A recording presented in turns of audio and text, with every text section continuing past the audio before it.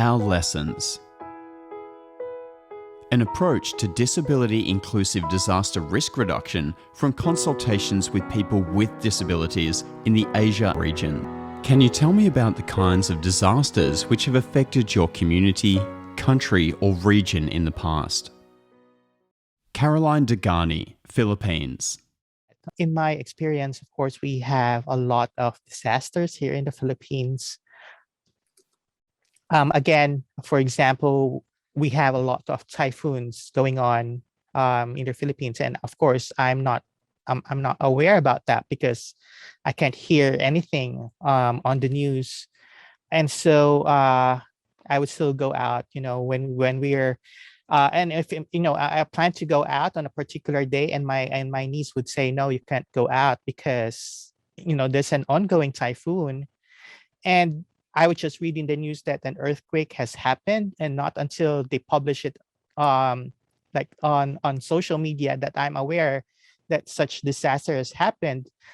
There would be, of course, the government would send out this SMS announcements about particular disasters, but those messages are in Filipino, and I could not understand Filipino, and so basically, whether it's in television or on radio or in whatever form, of course we get paranoid because we are not aware. We are the last to know about what's going on. Bishwamitra, Bhitrakoti, Nepal. So 2 years back, there was a flood in my community, and my home was taken away by the flood. As being a deaf person, I was unknown about the problem. I was unknown about what to do in those situations. I was not being informed about any kind of information given by the government on flooding the possibility on that part. Prakriti, Bhatterai, Nepal. In 2015, there were one big earthquake in Nepal. So that time,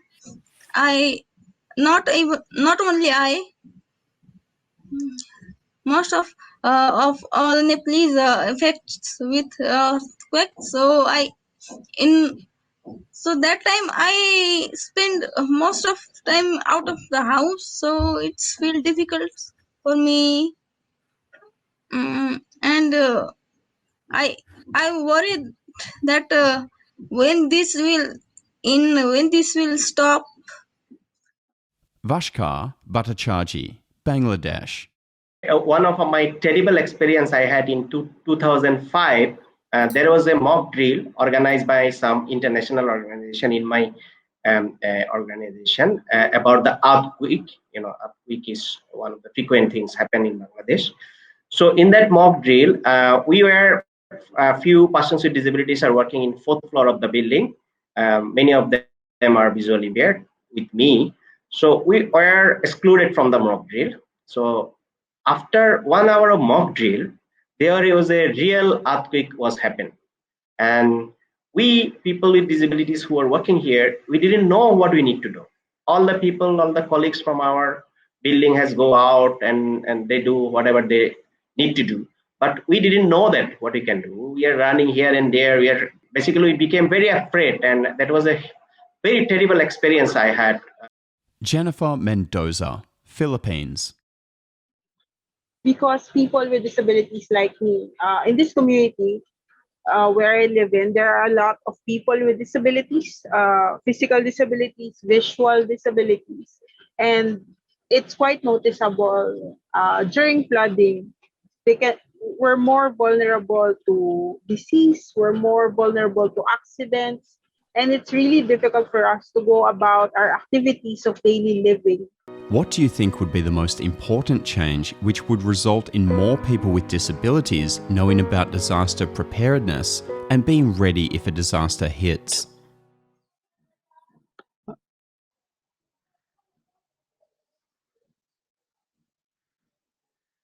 So for person with disabilities, I think the central government for the natural calamities like earthquake or other calamities. So there should be enough information, communication going on. So information should be there, which is accessible. Like I was informed about the SMS system, that phone alert system developed by the government. Such kind of initiation should be taken.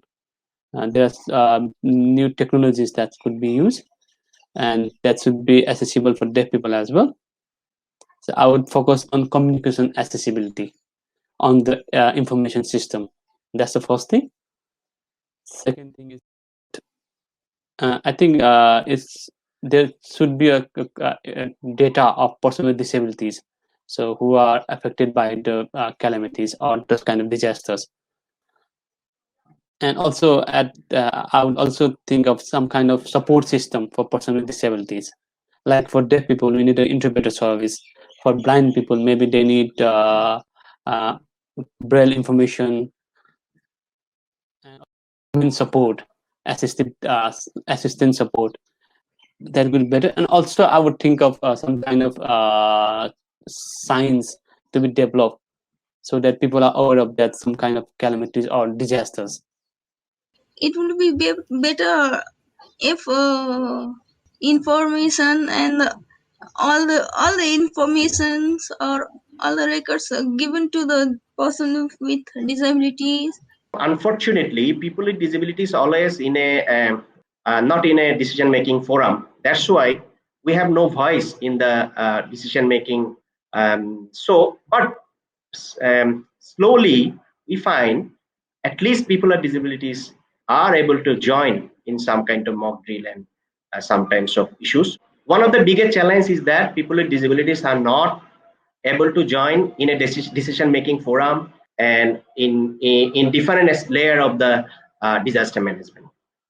Unfortunately, in our country, people with disabilities are using as a token, like so-called participation are there. That is only based on paper, not really effectively. We are not finding any expert who are contributing in disaster management. In the during disaster or after post disaster, they may get some relief, they may get some rehabilitation service, but we want to see they are not only a recipient, they will be a contributor also, because they know better than anyone what they need, how they can contribute for their community.